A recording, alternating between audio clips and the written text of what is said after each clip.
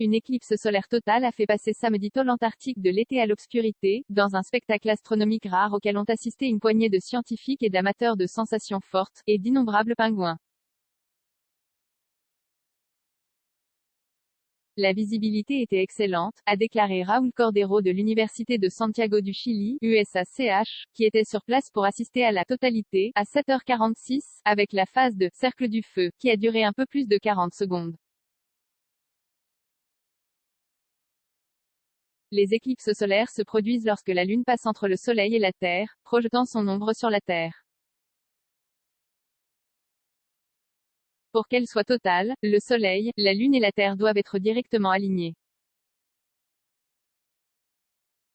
La totalité n'était visible qu'en Antarctique, pour le plus grand plaisir d'un petit groupe de scientifiques, experts et aventuriers, qui ont payé quelques 40,000 $, environ 35 000 €, pour avoir ce privilège. Un phénomène rare diffusé en direct par la NASA, l'éclipse a commencé à 7 heures, lorsque la Lune a commencé à se déplacer devant le Soleil, et a pris fin à 8h06.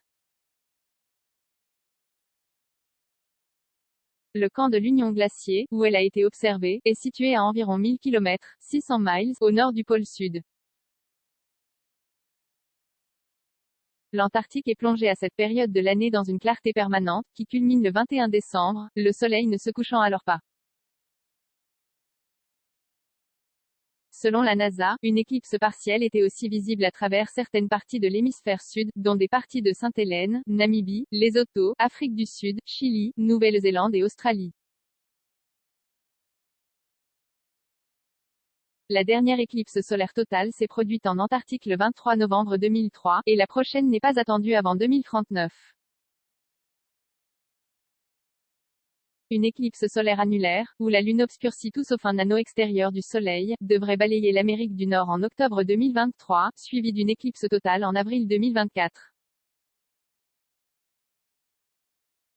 Un commentaire 5 partages partagé sur Messenger, partagé sur Facebook, partagé sur Twitter, partagé sur Flipboard, partagé sur Pinterest, partagé sur LinkedIn, envoyé par mail, sauvegarder une faute, imprimé.